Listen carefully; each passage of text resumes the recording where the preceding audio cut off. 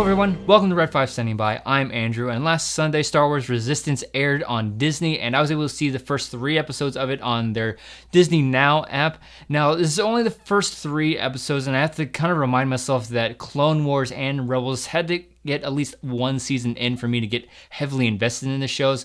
The last couple seasons of Clone Wars had some really great stories in it, and I absolutely loved how Rebels got wrapped up.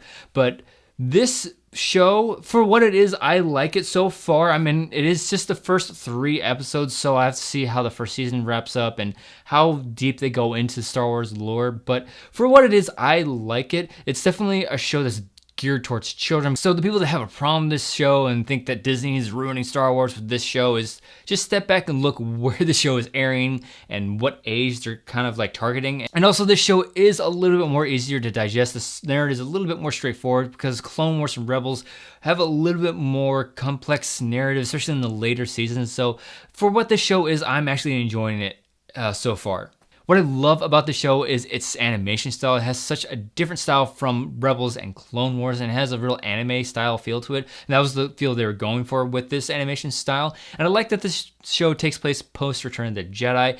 Almost everybody I hear wants to tell stories in the Old Republic era. And that's where I think the movies really should gear towards, telling stories before the Phantom Menace, because I think you can get some more mature stories being told in that era. But as far as the TV shows go with this one and Jon Favreau's The Mandalorian, I definitely think they should sort of take place in the post-Jedi, right before The Force Awakens era, that 30-year span. I think I also like the racing aspect of the show as well, because George Lucas, when he was younger, was a real like street racing enthusiast, and I think that's sort of like a nice little nod towards George Lucas and his interests when he was younger. And again, you have to remember that the show is geared towards the children, and I didn't mind the style of humor. It has a nice like Saturday morning cartoon feel to it, but if you can get past that, I think you'll enjoy what the show has to offer. I feel like they're just setting up this universe a little bit more, get you to know these characters a bit more, and then they're going to go into that deep dive with the Resistance and the First Order. However, on the flip side of that, my biggest issue with the show right now, as it seems in the first 3 episodes, the main character Kaz,